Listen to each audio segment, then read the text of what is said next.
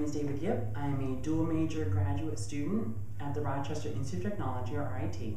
I'm currently studying electrical engineering and mechanical engineering, and I am also the student advisor for the RIT Gay Alliance. The purpose of this video today is to talk to you a little bit about my presentation proposal called Diversify Me.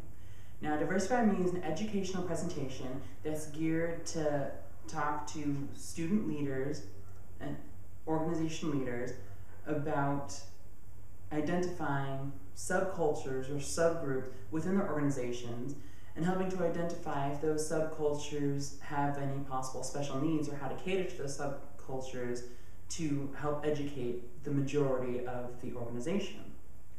What we see a lot through any population or any organization is that the constituency usually comprises of one majority. Lots of times happens to be white men.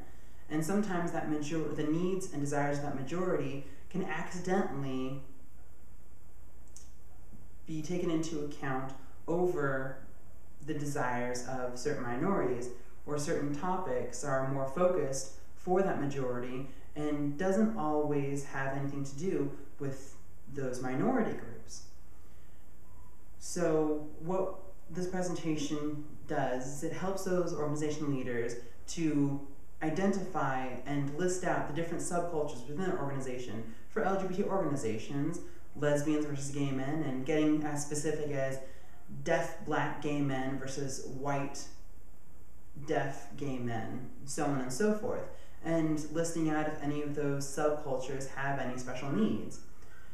I will be talking about my personal experiences of being welcomed into the deaf community and how being welcomed into that community helped me realize how unaccepting my organization felt, how we didn't cater very well to the deaf community at RIT, which there are quite a few deaf individuals there. This allowed us to reform and remold and understand the importance of those subcultures and how sometimes when we cater to that majority, it can lead to what we call passive unintentional prejudices or the threshold effect. Passive unintentional prejudices are accidentally making those minority groups feel unwelcome or unappreciated by not highlighting them or helping them feel pride within their own personal subgroups. And the threshold effect is when one individual is present and feels completely left out from all the other individuals, as if they have no personal connection between those groups.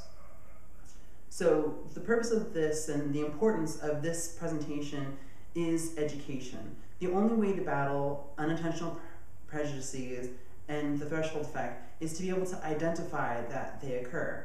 This presentation will help list out some identifiers to see if these organizations happen to have these effects, and help list out some ideas of events that they could do, that organizations could do, to help battle passive unintentional prejudices and help highlight those subcultures to make everyone within the group not only feel welcome, but help educate different members within the community about these different subcultures, and thus have pride together as a full community. So I thank you very much for your time and for your consideration of my presentation.